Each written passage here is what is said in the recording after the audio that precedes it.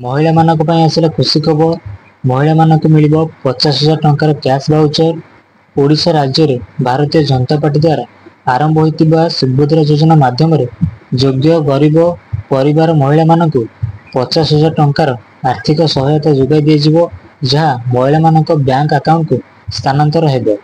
भारत प्रधानमंत्री श्री नरेंद्र मोदी 75तम जन्मदिन पालन अवसर में 17 सेप्टेम्बर 2024 रे ओडिशा राज्य सरकार सुभद्रा योजना आरंभ करेंगे। ओडिशा राज्य समस्त महिला नागरिक 17 सेप्टेम्बर 2024 रु सुभद्रा योजनार सुविधा पाइबा योग्य हेबे। यह योजनार अंतर्गत मनोनीत आवेदनकारी 50,000 टंका पर्यंत नगद भाउचर पाइबे।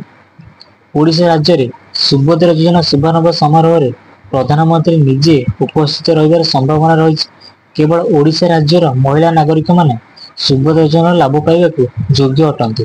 आसंतु जानिबा केउ माने याको आवेदन करि परिबे, कोन रहिछि यार एलिजिबिलिटी क्राइटेरिया। आवेदन करुवा महिला माने ओडिशा राज्यर स्थायी बासिंदा हेबा उचित। महिला मानक परिवार रे कौनसी सरकारी कर्मचारी हेइ नथिबे। आवेदनकारी महिला माने 18 वर्ष रु अधिक हेबा उचित। आवेदन करिबा महिला मानक समस्त आवश्यक डॉक्यूमेंट रहबा उचित। आवेदनकारी महिला मानक परिवार रे वार्षिक आय 2 लाख रु कम होइतिबो, सेही महिला माने आवेदन करि परिबे। सुभद्रा योजना ऑनलाइन द्वारा आवेदन करजिवो, जहाकि ए पर्यंत आरंभ होइना, केवल घोषणा कर जायछि। श्री नरेंद्र मोदी 75तम जन्मदिन पालन अवसर में 17 सेप्टेम्बर 2024 रे ओडिशा राज्य सरकार सुभद्रा योजना आरंभ करेंगे। आसंतु जानिबा अप्लाई करिया पई कोन सब डॉक्यूमेंट दरकार।